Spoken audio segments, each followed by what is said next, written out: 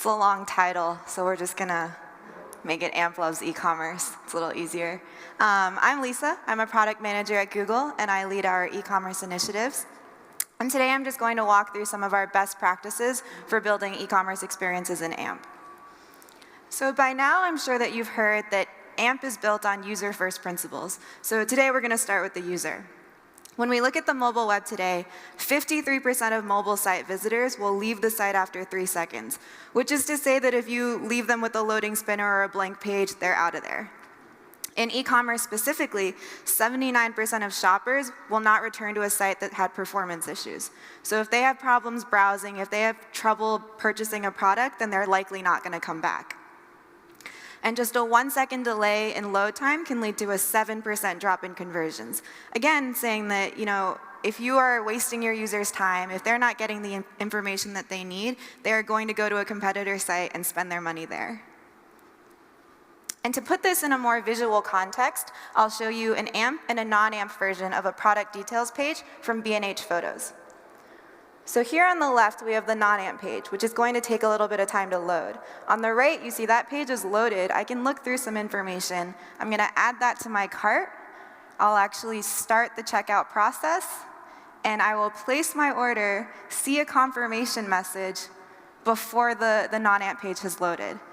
And so you can see already that if you can get that information in front of your user faster, they can make a purchase, be on their way in a much quicker way. And we really think that that's the value of AMP for e-commerce. And in the last year or so, we've seen that sites everywhere have seen great success with AMP. So from pure play retail to ticketing to shipping services, sites across verticals and across the world have been able to boost their revenue by using AMP. We've also seen that building AMP experiences for e-commerce can be challenging. It's not always easy. There are things that come up that can block progress. And so today we'll walk through the best practices for everything from choosing which pages to start with, to building dynamic and interactive experiences, to testing them out, and then finally to launching discoverable experiences. And we'll also bring up some guest speakers to give you a first-hand account of what it was like for them to build out their AMP pages.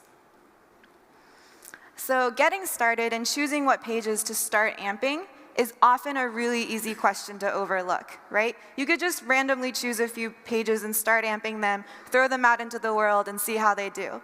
But in fact, this is the first step that you take to building AMP, and you want to set yourself up for success. So there are a lot of nuances that go into making this decision, and to give you a first-hand account of what it was like for Zalando to do this, I'd like you to welcome me and join me in welcoming Ralph to the stage.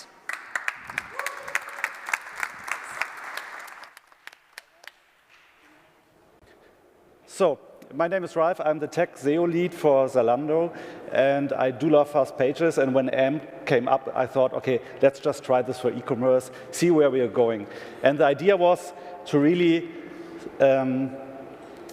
see what pages do we have at Zalando. So this is basically what Zalando is. It's a home page. We have a lot of hub pages. So if you think of, like, say, tennis as a topic, we have everything regarding to tennis on a hub page. We have categories, editorial content, and products. So, and then you start your journey and think, OK, where should I start with AMP? And for us, it was like we want to get this testing very fast to the customer. So I didn't want to over-engineer this, but really make it happen in a few weeks that we have an AMP page out there. So we thought, let's go really simple. So we looked at all our pages, and we thought, maybe those editorial guides are a good way to start, because this is mostly text, pictures, a slider, a video, so we can start very easily and don't have to have a lot of hassle. So, and also we have to set up the environment for AMP. So, for example, the tracking, the deployment pipeline. So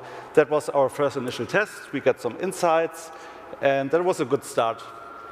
Also, we thought, let's not build the next big thing at Zalando with AMP, because you don't have historical data, and you want to test a page where you really know what this page is about, and you have very stable CTRs, bounce rate, organic rankings, and traffic, so that you really know how this page performs. So if you take an AMP page and build something from scratch, it will be hard for you to compare historically, for sure.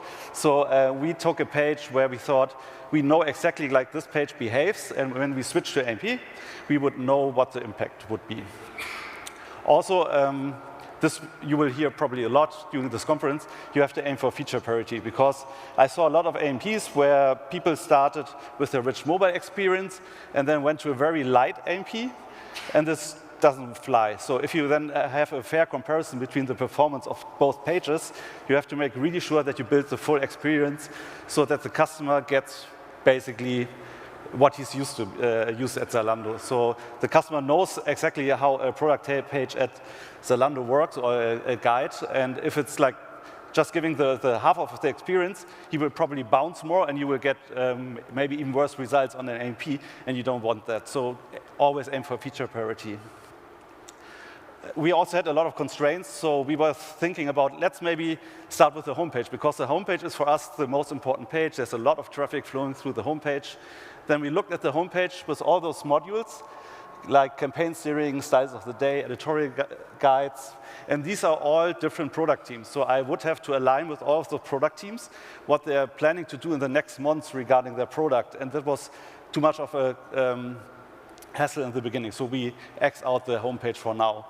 And then also, when I identified the editorial page to say, okay, this is the page we want to build, I went to the engineer and said, hey, guys, let's build this AMP page. And they said, yeah, but we are already doing this and that, so no time for building these pages, actually.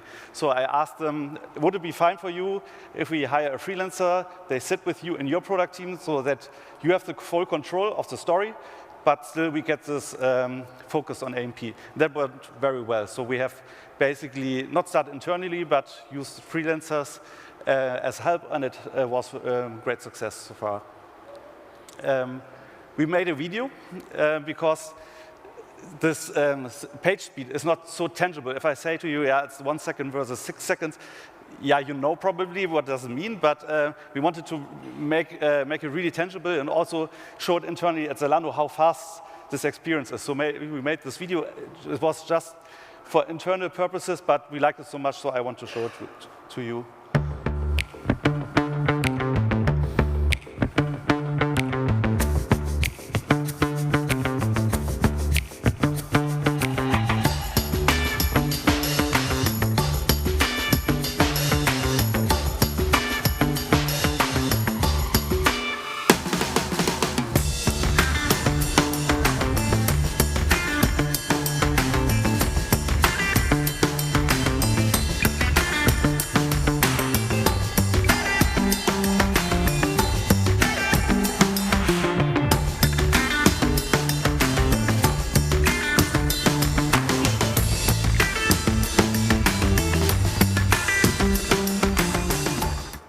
So what did I do? So I spread this video in our internal social network to just say to everyone, guys, we need to work on mobile site performance, and we need to work on AMP, so that worked very well. So it was a good move. I don't know if everyone can produce a video like this, but it was a good thing. And after we were confident with AMPs, we said, let's go from fast to maximum. And maximum for us means building product pages in AMP. And product pages, we have a lot of products live, so we have around 300K fashion products in 60 markets. And you only have to build one AMP renderer because the template is very fixed. It looks almost always the same, so we can scale it up very easily across 16 countries. That was a very good starting point. Also, what I like about product pages is that the customer has a very high intent to buy. So if you search for Nike Air Max 97, you can be pretty sure that this customer really wants to know what this product is about, what are the prices, availability. So I think if you can deliver the product on Google, like under 1 second, and your competition can't, so that's a huge winning point for you. And also, what I really like about choosing product pages, that we can integrate this in all performance channels later on, because every performance channel aims for product pages. So we will talk with SEA, Google Shopping, Display, so that we can leverage this AMPs across all channels. That's the idea here. Our product pages are, I would say, pretty standard. What you have a slider, the product info details. We have dynamic pricing. That's very important because if you serve on AMPs like a different price, that's not good, a good experience. And recommendation engine was very important for us. So our initial build was without the Rico engine, and we saw that the customers don't love this page so much. And then we looked at the data, and we saw that people come to our product pages, and then they start browsing around different products. So we built this recommendation engine on AMP, and you jump from one AMP to another very fast, so that you have a fast experience and can look at a lot of products in very little time. So that was very helpful.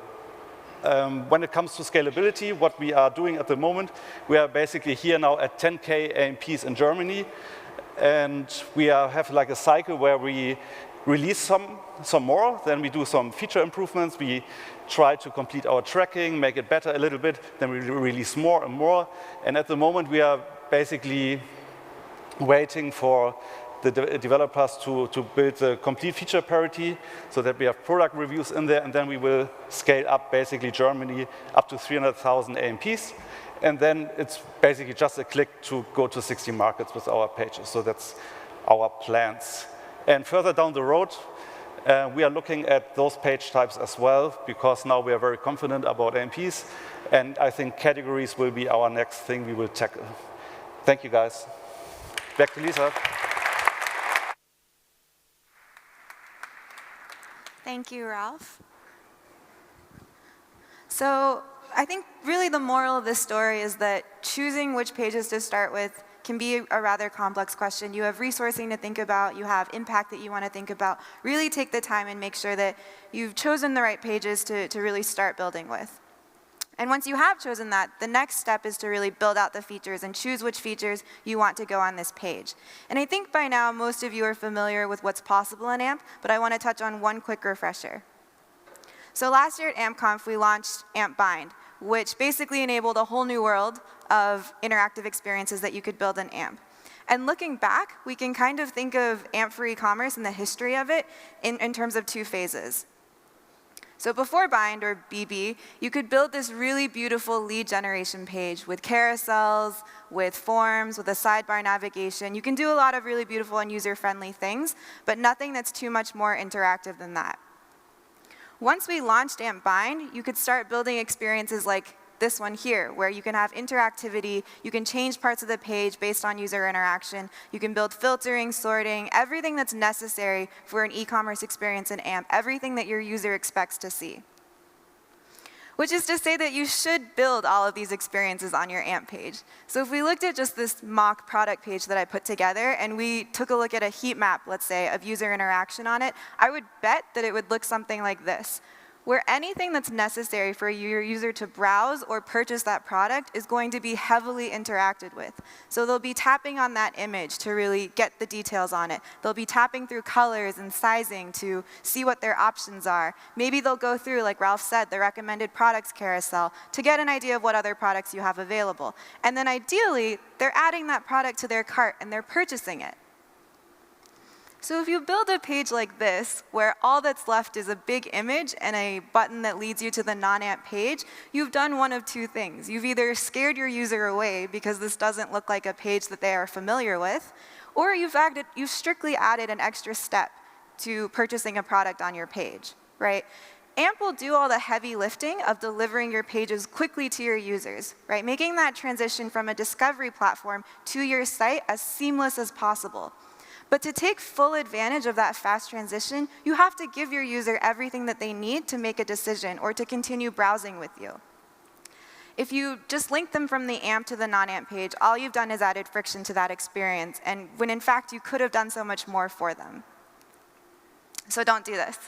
But I'm also not saying that you have to build an exact carbon copy of your non-AMP page in the AMP version. You should take this opportunity to build a better page. So look at what features are getting a lot of interaction, which are proving crucial to the browsing and purchase experience, and make sure that you include those. But then maybe you find that some features are actually a little distracting for your users or aren't as mobile friendly. Then you can get rid of those, right? We're optimizing for the best experience. We'll do the speed part, and then you focus on the features. And so once you've decided which features that you're building, the next step is really building them out, right? And this, I think, is where we see a lot of the challenges emerge, because building personalized and dynamic experiences in AMP, you really have to change your mindset from building with JavaScript to building with a more declarative framework. And so we'll walk through some of the different experiences that you can build here in AMP. The first one I want to start with is the date picker. So this we recently released into experimentation to better support travel. And it works exactly as you would imagine. So when you tap on the input field, you can see a date picker emerge. You can block off dates that maybe you want to disable for your user. You can even set a minimum number of dates so that dates that don't fulfill that constraint are disabled. And then you can trigger visibility of other components as the user is interacting. Now, I'll walk through how to build all of these experiences, but first, I want to show a quick comparison of what it's like to initialize and construct this date picker in jQuery versus today in AMP.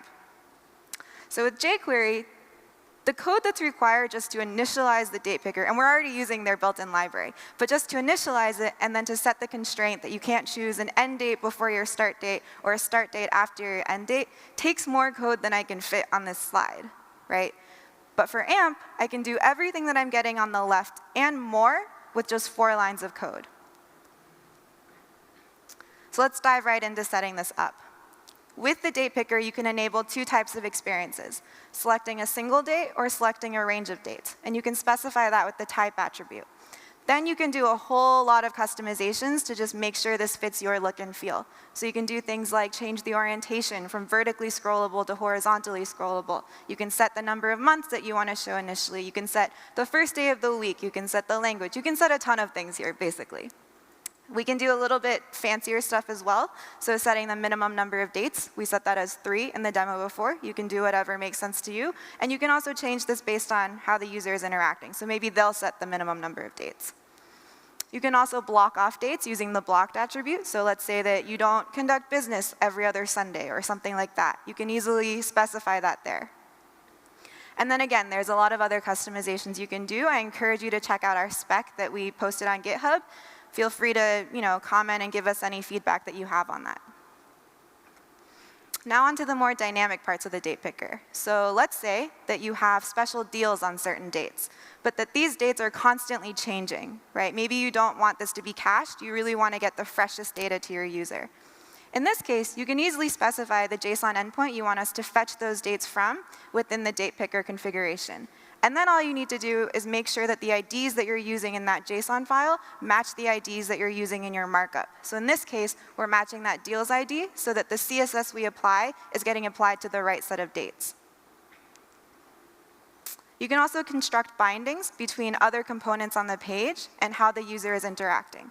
So in this case, we want to show basically a great price banner whenever a range of dates is selected that includes one of those deals. And so here we're going to leverage the on attribute, which basically says when this event happens, trigger this action. So here we're saying when a range of dates is selected, change the value of tooltip to be true if it includes a date with a deal on it and false otherwise. We then toggle the visibility of the great price banner such that it shows if there was a great deal and false otherwise.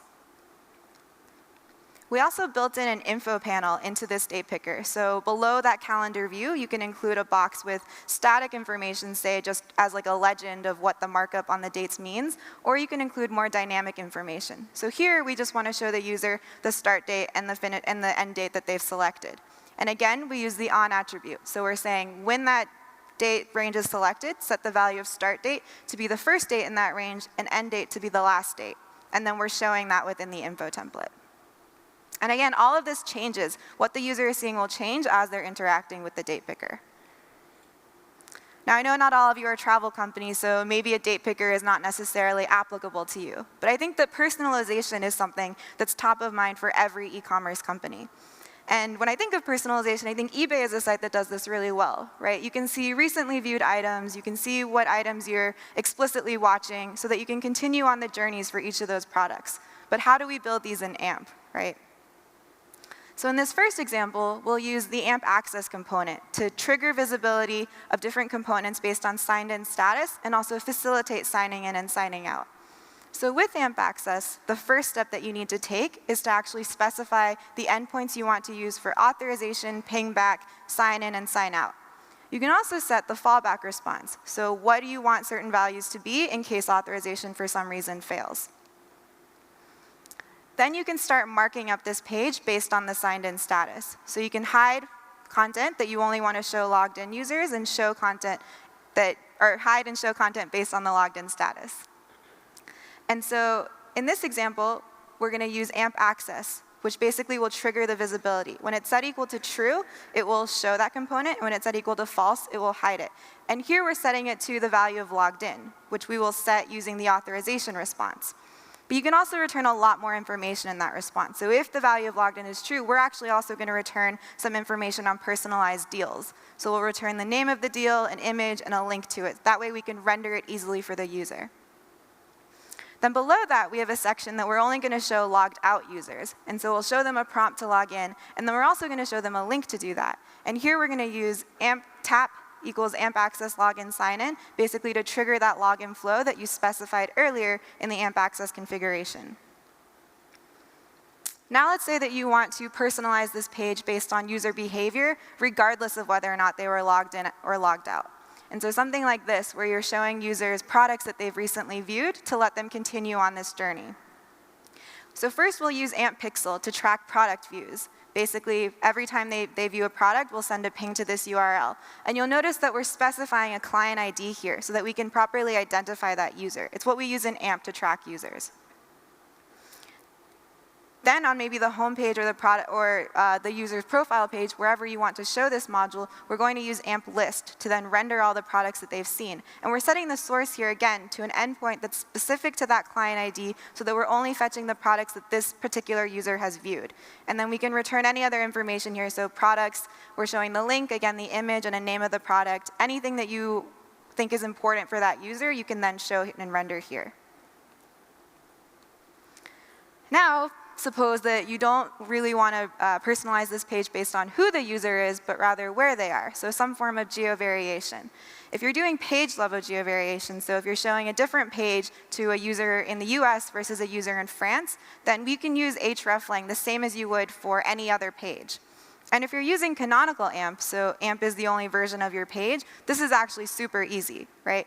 For just pure AMP discovery and distribution reasons, you need to first include the link, the canonical link from the AMP document to itself. And we need to do this for the English version and the French version. Then we need to include a link from the English version to the French version with hreflang set to FR. And then we do the same from the French to the English, just so we know that there is an alternate version of this document in another language. And this will let us send the right one to the user depending on where they're coming from. If you're not doing canonical AMP, you're likely going with a paired approach. So you have an AMP and a non-AMP version of any given page. In this case, this diagram here shows the steps that you need to take to make this happen.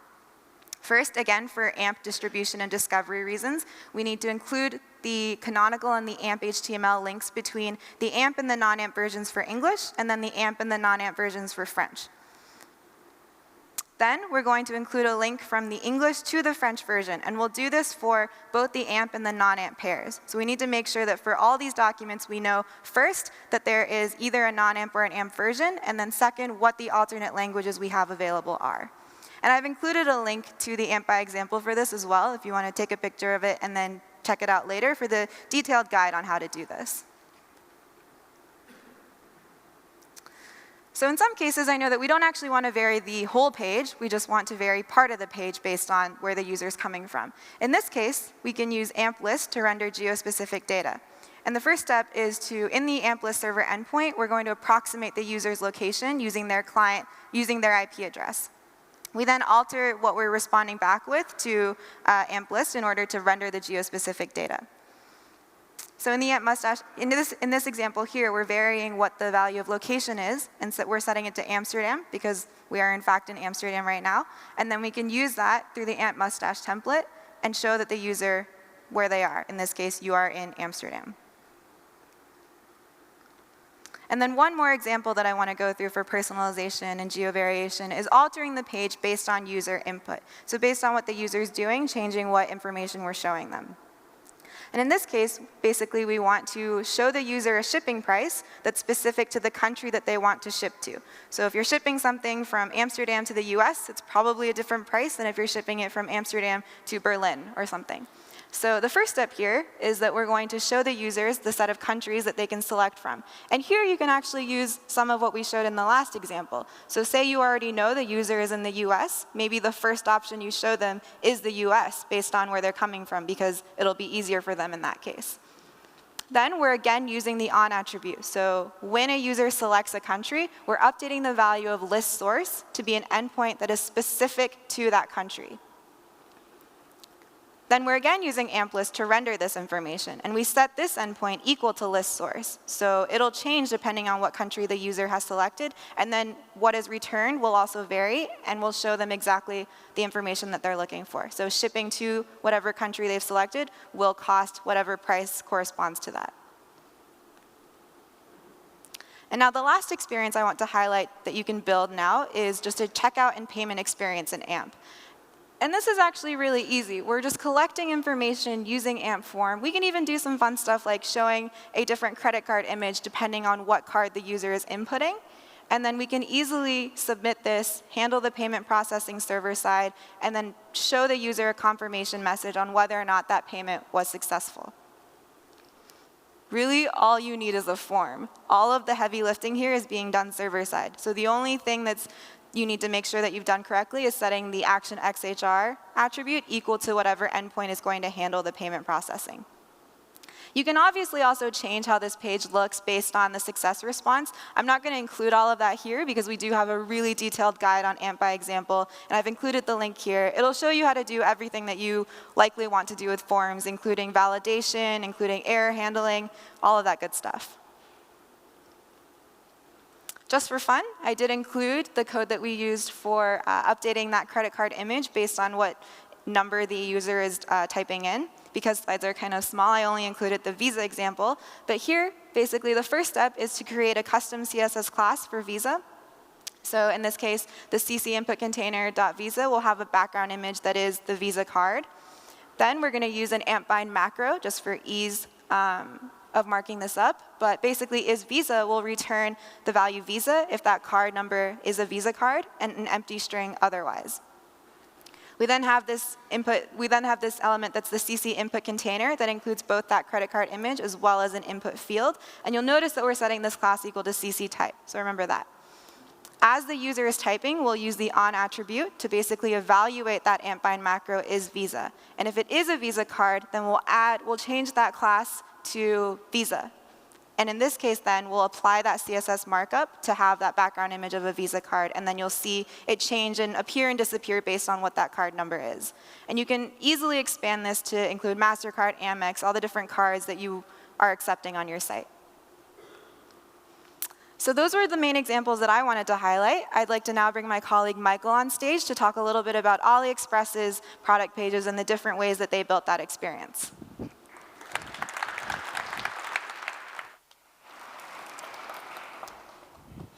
Thank you, Lisa.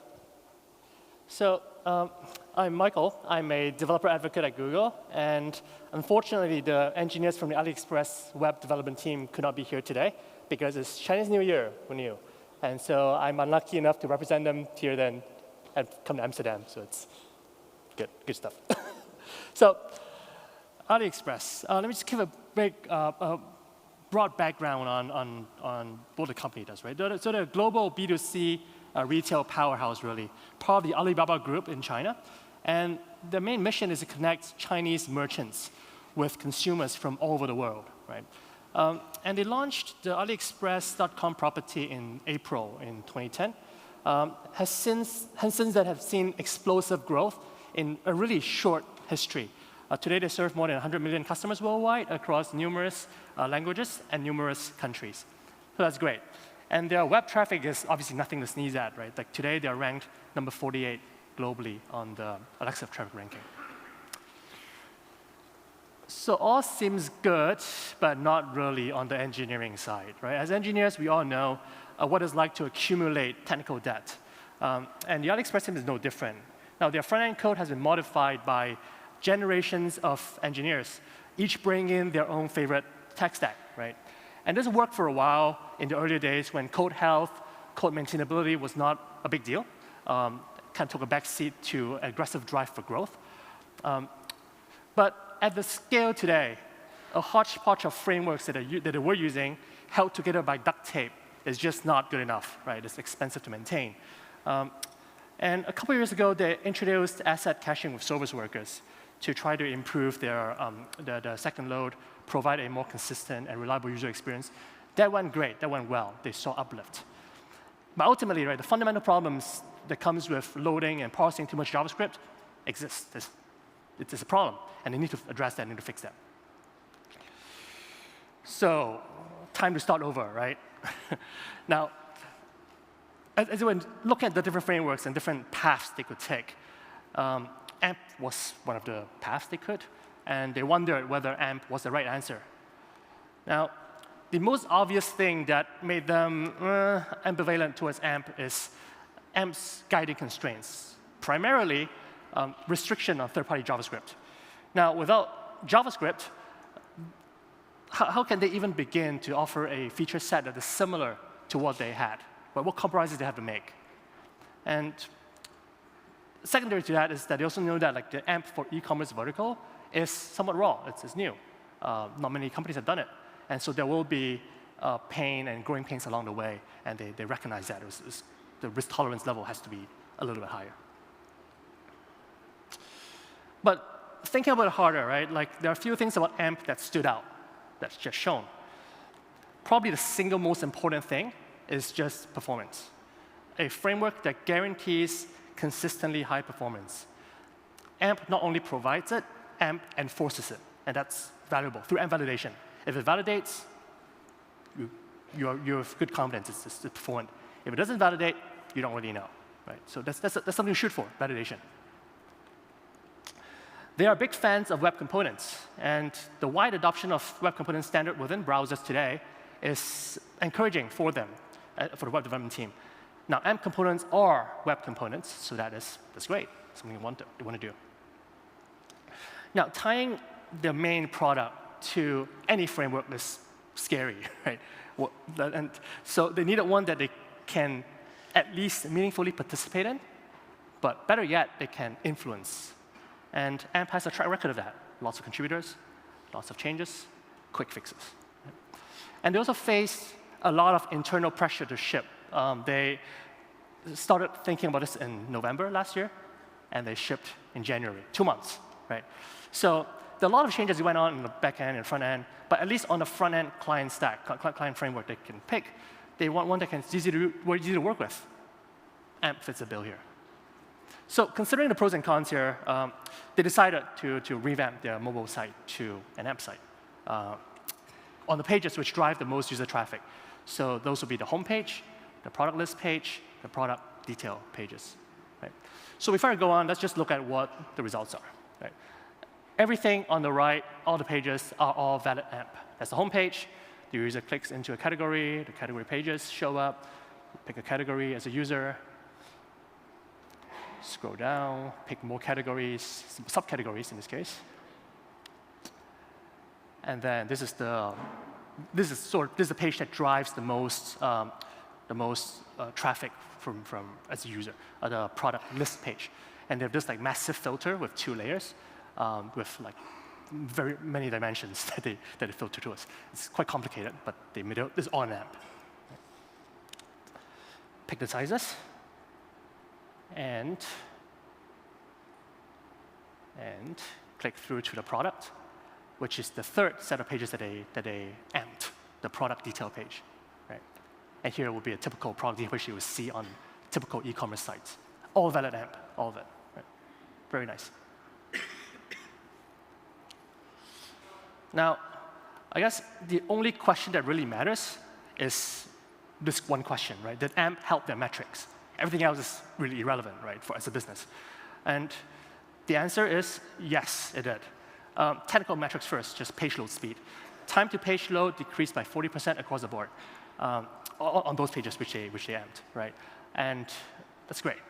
And on some, the product list pages which drove the most traffic, they saw page load speed decrease by 50%, even higher than 40. So that's great, right? Faster pages.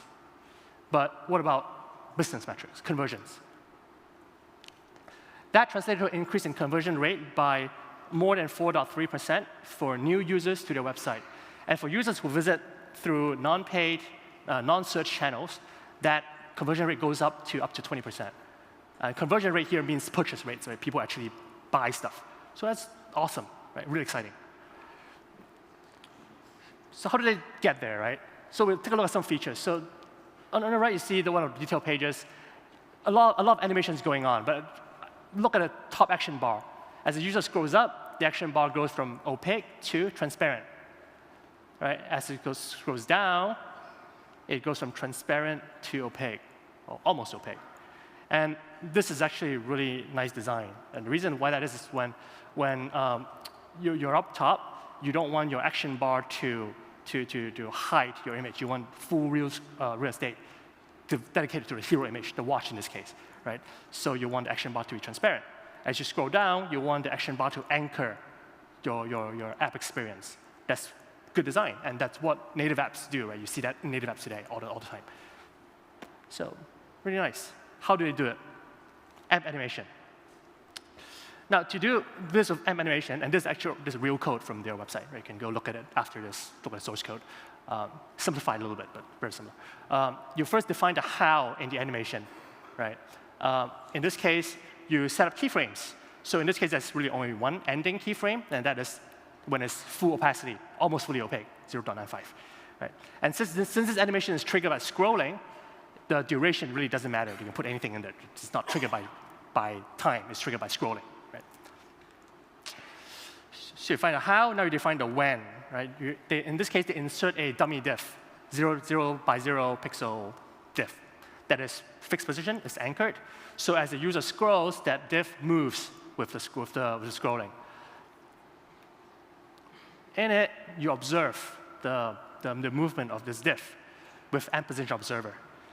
And so as the user scrolls, the amp animation observer calls the amp animation's seek to method. And so the rest is just taken care of by internal magic of the web animation API, right, where it linearly determines the animation's opacity based on the scrolling percentage parameter that you pass in. There you have it. Next up, star ratings. E-commerce sites have them all everywhere, right? For reviews, user feedback, AliExpress is no exception. So there is no AMP star rating component today. There just isn't. And so they need to figure a way around this, right? So it's really not all that complicated. It's for them, pretty simple solution, right? They import their own web font that renders as a star. And that's so they specify that to a specific Unicode, in this case, E60F.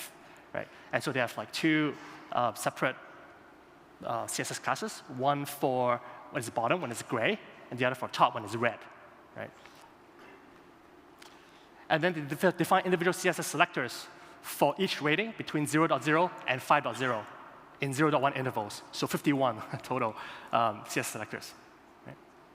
It's obviously not going to scale to like 1,000 or 10,000 interval scales, but for 51, it's fine, right? It's a good workaround. The rest is easy. Just specify the star with the correct CSS selector, and you have it. Now, probably the most critical piece of e-commerce, the user journey, is add to cart, right? AliExpress uses a combination of AMP components to do this. And so on the right, you see, really for this one particular product, there are 3 SKU properties, right? One for color, one for size, and one for shipping country. So in this case, it's multidimensional with 3 dimensions. Your business logic will get fairly complicated as you scale up. So something to note. For them, like 3, it's complicated. I'll show you the code. So how do they do this, right? First, they define a JSON data holder that keeps track of the user choice as they click around in the product. So in this case, they define an AMP state called detail SKU state, and a 3-dimensional SKU property at the bottom, all nulls for now, as to initialize. That keeps track of the color, the size, and the shipping country, right, for this one particular product. Next, mBind comes into play. It coordinates the states as the user interacts with the UI. Right? Now, when the user taps on a specific SKU property, in this case, example is shoe size, you change the SKU property variable to take on whatever the correct shoe size is, 6 in this case. Right? And obviously, you also have to change the UX for the radio button and all that. But the main logic for the binding happens within mset state. And the rest of it is just making sure that the correct UI element, the heading in this case, header 3, gets bound to the correct SKU property as you tap around. Now, showing responsive feedback to user interaction is one of the most common ways that people get improved UI design. Right? So AliExpress added in error handling logic and responsive feedback UI in this form of this like floating black transient message bar that floats up when an error occurs, and then it disappears again. Right? So it's kind of like a toast, but their own take on it. So this is great. How do they do this? Well, it's really, the magic happens in just defining and designing the animation in code. Right? In this case, they define a series of keyframes that denotes that a message bar starts off being fully invisible and transparent and at the bottom, and ends up in the middle as being fully visible and opaque and translated in the y-axis, and then fully invisible again as it falls. Right? So just a series of keyframes that they design. And this all happens over a span of 3 seconds. Now, when the Add to Cart button is pressed, they do 3 things. They set the display text, they show the dialog, and they animate the dialog through that animation that we just showed. Now, of course, everything's ready to go. The last bit is to add to cart, right? The actual adding it to the cart. Now, this is accomplished by AMP form. And let's see how they do it, right? They first define a form that tests the appropriate action to take on the server side through an HTTPS endpoint, right? It has to be HTTPS. Now, this actually, on the server side, this actually does the work of adding it to cart. Next is defining what happens on the client side. On the client side, they already had that beautiful transient message bar that we showed. So let's reuse that for this, to put in text that tells the user that they've successfully added to cart. Assuming the submission was a success, they set a text string, item added to cart. They animate the message bar just like they did before. And then lastly, just fill the form with the specific SKU, the properties, the quantity, et cetera, and then send it. Right? And that's that. Now, the last bit of takeaway really is that they realize that the success of AMP is now, their success is now tied to the success of AMP because they use the framework. Right? And so participation in the AMP community is really paramount, not just for themselves, but for the broader community as a whole. So over the past 2 months, they've encountered and reported multiple issues against many of our favorite components, AMP list, AMP bind, AMP image, AMP lightbox. And they were excited to see like many of these issues actively addressed by the community, and in some cases fixed. So there are still things that AMP does not handle well, right? They're important for a use case. An example of this is the timer countdown component that is good for like deals, promotions. That is not handled. There's no, you just have to fall back on the trusty AMP iframe to work around it, really. So they are actively planning to contribute code that would help drive, create such a AMP countdown component. So getting to this stage really takes combined effort on the community and on their end, of course. So I would encourage everyone to continue to file bugs, resolve bugs, submit fixes, raise issues, raise questions. And it's good for AMP and good for your project. And with that, I'll hand it over to Paul Lee from Oath.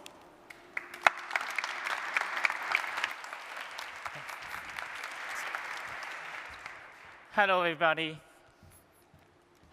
Let's just set up. Oops, I need to type my keyword again.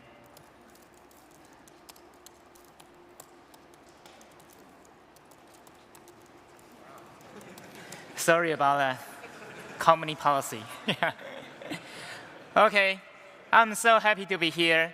And allow me to introduce Yahoo Taiwan Auction to you. Yahoo Taiwan Auction is the most popular and the biggest e-commerce site in Taiwan. It's kind of eBay-like. client-to-client, C2C type. So seller can post item for sale, and buyer can find something interesting to buy.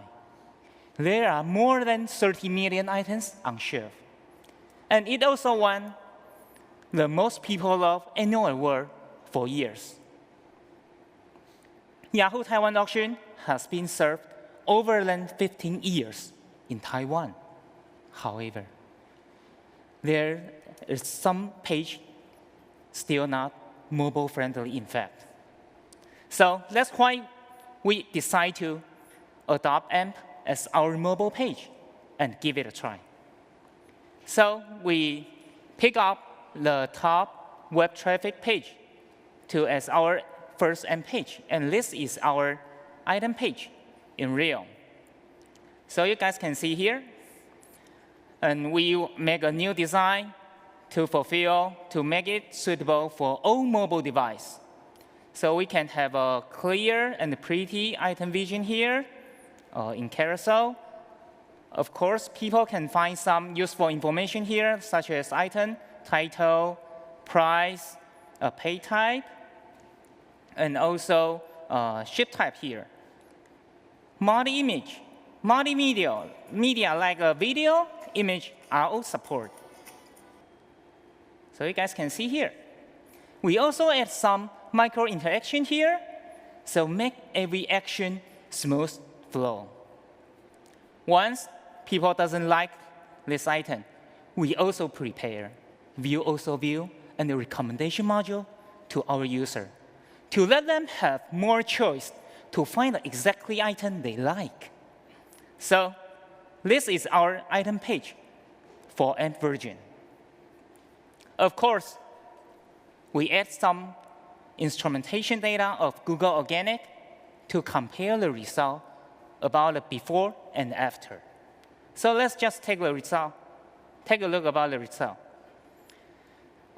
Before we start, I will tell you we use the blue line as after, and we use the purple line as before.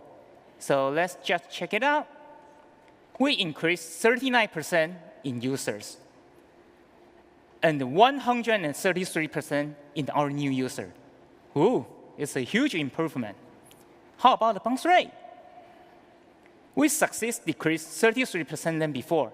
So you guys can see here, the blue line is much lower than the purple line. How about the transaction? We also increased 26% about the transaction and 34% in our revenue. Each metric looks awesome. And try to imagine, this is just one AMP page. We never expect the wonderful result we will gain with AMP. All we want to do is just bring a very good user experience and excellent visit flow for our user. We can do better. Based on our instrumentation data, we know our user like to do our search. And also, they like to do our like. Do you guys see the heart here? This is our like button. So we love to do some enhancement for them. Also, if it is disappointed to use JavaScript in AMP. But we still believe in, once we realize AMP component do, we can combine them and transform them into more interesting feature we like. So I will show you how Yahoo Auction do in the next slide. The first, we build a suggestion. Suggestion is very common in web, but not in AMP. With suggestion, user could exactly find the exactly keyword to search. This is very useful for our user. So here comes some AMP component we use. AMP list, mustache, of course, AMP find, and AMP event. I would like to do like a quick demo here. So when the user just visit our item page version and just press the magnifier So we will show the input field. And all users just like to do is just type the keyword. I would like to use amp here. So when I type A, sorry about latency, back to Taiwan. All right, guys can see the suggestion just pop up, and we will have a list here. So when I type MP, see, this is how our suggestion work. So let's take a look about the structure. Actually, we use input for user to let user type something, and the input is the amp list. This amp list is also our suggestion.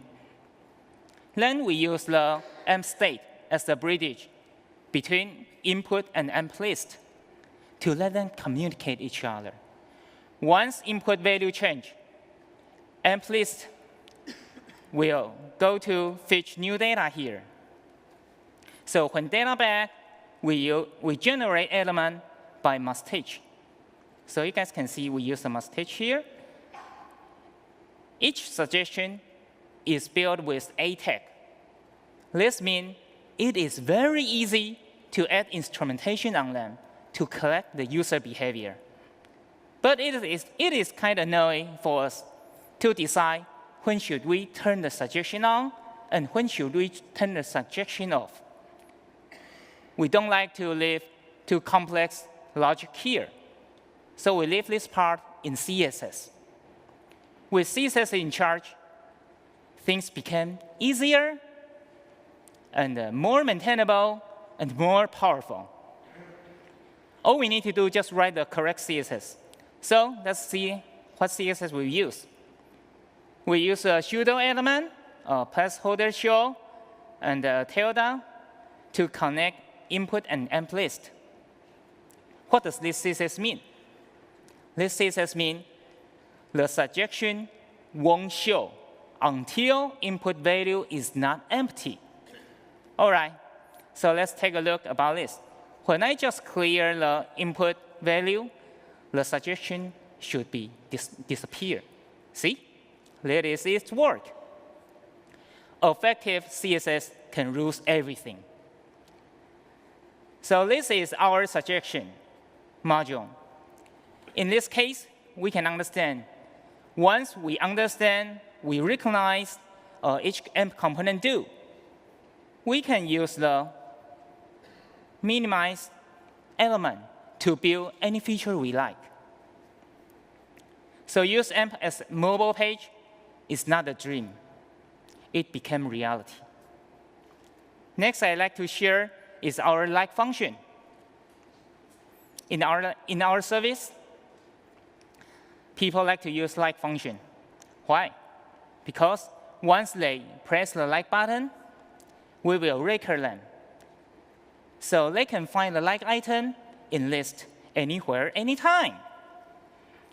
Once the item is on sale, we will also send a notification to user so they can catch up the hardest information about the item price and decide buy it or not. That is why our users like to use this feature so much. So here also comes the amp component we use. Amp phone, amp list, mustache, amp bind, especially amp access to binding our login system. So I would like to show the structure here first.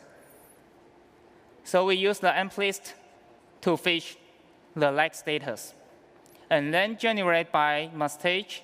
And you guys can see when the data back, there will be a like here. So the like may be great, means you not like it, or you never press like. Maybe the heart will become a red one. That means you like it. So when user just press the like button, we will send a request through amp phone. And we will catch up the server-side response by amp event, such as submit error or submit success.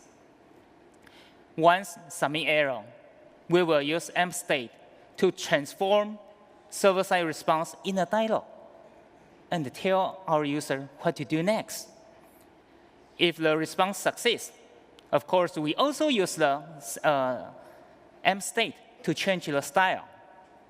I like the AMP state to change class name, just because I can do some animation here. With animation, things will become more interesting, more vivid. So I would like to go through the whole process with you. Once people like here, and he like this item, he just need to press the heart. So we will have a dialog here. It is spelled in Chinese. I can translate. OK. This will tell our users this function is login member only. So you can choose to log in or not. So in this case, I choose login. And this will bundle Yahoo login system. When this is finished, we just press the like. Do you guys see? We have an animation here. And this is our like function. All right. So after this, we start thinking how to deliver these features in different pages with an effective way. So we componentize this feature. Once page need, all they need to do is just require, and everything is done. This is our seller page. So you guys can see it is also display some item which this seller to sell here. Of course, the suggestion has already built in. And you guys can see each item card had like function, just like I display here. And so does our category page. This is also AMP version, and our search AMP version. More component we have, more develop speed we gain. So develop AMP page is just like playing Lego, piece by piece, step by step, to complete the whole page. Things become easier with this reusable component. So can you guys imagine all these 3 pages were complete in just 1 day? This is exciting. This is so exciting for us. And we are happy we really do this. OK. Thanks for AMP project team. You really do us a big favor. And thank you all to listening my sharing. I hope this is useful for you. Thank you. Now back to Lisa. Thank you to Paul, and thank you to Michael. I think it's really awesome, thanks, to see the implementations that are live today and all of the cool things that different sites are using with AMP. So continuing on our journey of building great experiences for e-commerce, once you have actually built out these experiences, the next step is getting these pages live and testing them out. So usually the first challenge that we see sites face is actually just getting these pages indexed and live. And sometimes it may seem like the indexing and the crawling process is a bit of a black box. We have some search folks here who you can talk to, but really the first and the best step that you can take is to become close personal friends with the Search Console. And they recently actually launched a new version of this with a revamped AMP dashboard where you can see a lot of information about how your AMP pages are doing. And here you should see 2 things. You should see 0 AMP errors, and you should see an AMP page count that equals what you believe to be the number of pages you've published. If you don't see 0 AMP errors, then you should fix your errors. And you should start with the ones that are the most severe and the highest impact. And the Search Console will tell you this. It will tell you what errors are causing the most issues on the most number of pages, and then you can easily prioritize what you need to fix. Once you have fixed an issue, you can issue a request for revalidation. So Google will go and check and make sure that, in fact, this fix is live and it's working, and now your pages are valid. If you see that your AMP page count is less than the number of pages you know that you've published, then first make sure that you've linked your AMP and your non-AMP pages correctly, or if you're doing canonical AMP, your AMP to your AMP document itself correctly. This makes sure that Google can discover your pages and then show them correctly. If you've ensured that that's done, and you've also ensured that you haven't blocked indexing in any way, which we have seen happen, then you can issue a request for a recrawl, and Google will go back and make sure that it's recrawling your site. Once your pages are indexed and they're live, the next step is to really start comparing your AMP and your non-AMP performance to get an idea of what AMP is doing for your site. And we've seen two methods here work out really well for sites. The first is to compare historical non-AMP performance with present-day AMP performance. And the key here is to make sure that you're comparing as apples to apples as possible, right? You don't want to compare holiday season non-AMP with like a random Tuesday in March AMP, because you're not going to get an effective comparison there. We really want to make sure that the time periods are similarly performing so you can get a good idea of what AMP is doing. The other method is to compare a non-amped page A with an amped page B, where page A and page B are very similar and also are similarly performing. So in this example, J.Crew actually compared their shirts and tops non-amp page with their sweaters amp page. And then they were able to see, these pages are pretty similar generally, and so we can see how AMP is doing for this sweaters page.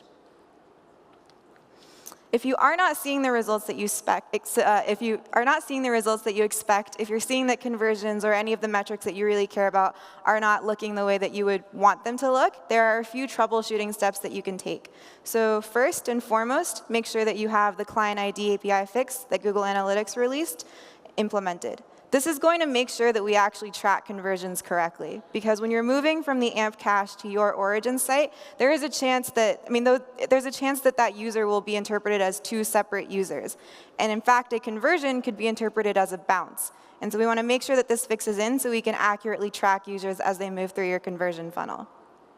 The next step is to really make sure that your AMP and your non-AMP pages are at parity. So I talked about this a little bit before, about making sure that your highly interactive components are included on your AMP page. But this is really nuanced, right? I'll give you a quick example. We were working with a site a few months back that had built lead generation pages, so just a form to collect information about their users. And like microscope to these pages, they were identical, the non-AMP and the AMP versions. Pixel for pixel, they were the same. But as we were interacting more with them, we found that the date field on the non-AMP page, it was fancy. It had the date picker. It was easy for the user to actually tap through and select a date. But on the AMP version, it was just a free-form text field. And that was enough to really deter the user, because they didn't know what format the date should be in. They didn't know if month should go first, if date should go first, if the site wanted years, all that information, right? Because dates can take a lot of different forms. And so this is really to say that you've put so much effort into building your AMP pages. Make sure you're not just one easy win away from seeing that uplift in conversions that you've been hoping for. It's a really easy fix that they were able to make, and then they were able to transform that experience for their users. The last thing that you can do is there are a few GA Google Analytics trips and tips for really making sure that you're getting the right data with AMP. So for example, if you're seeing that the data source AMP attribute, which most people use to compare AMP and non-AMP, is not being applied correctly, so maybe an AMP page is really being tagged as non-AMP, you can actually create a custom dimension for AMP to make sure that you are explicitly saying, this is my AMP page, these are my non-AMP pages, let me see what the difference in conversions is. And all of this documentation is online, and you can also work with your account team to make sure that everything is set up correctly. So once you've launched your pages, they will automatically show up in organic search as long as you've linked them correctly. But we've also, as mentioned in the keynote, we're launching experiences in paid search for AMP as well. So this past year, the AdWords team launched their AMP integration, where now you can direct traffic to your AMP pages from ads as well, giving your users that same instant experience that they're used to. At this time, this won't automatically happen. You will need to go into AdWords and actually explicitly say, I want to direct traffic to my AMP pages. But the AdWords team has extensive documentation on this, and you can also, again, work with your account team to make sure that it's set up correctly. And again, if you're familiar with the shopping carousel, the Google team is working on piloting serving traffic from these to AMP pages as well. And so as they've been seeing these really encouraging results, if you're interested in participating in the pilot, let your account team know, and they can help set that up. So that is end-to-end how you can build exciting and awesome AMP experiences for e-commerce, from picking which pages to start from, to deciding which experiences to build, building dynamic and exciting experiences, and then finally testing and launching them. So now it's on to you. You can easily get started with our documentation on ampproject.org. Sebastian and Chiara have also built some really awesome e-commerce examples on AMP by Example. And again, please, as we continue to emphasize, interact with us on GitHub. Let us know about issues, bugs, feature requests. I think you've heard from all of our guest speakers that the AMP team is so excited about e-commerce, and we're so excited to get feedback from you guys and really continue to grow and develop the product as as you guys are adopting it. So that's the talk for today for e-commerce. Feel free to find any of us afterwards and ask any questions that you have. Thank you.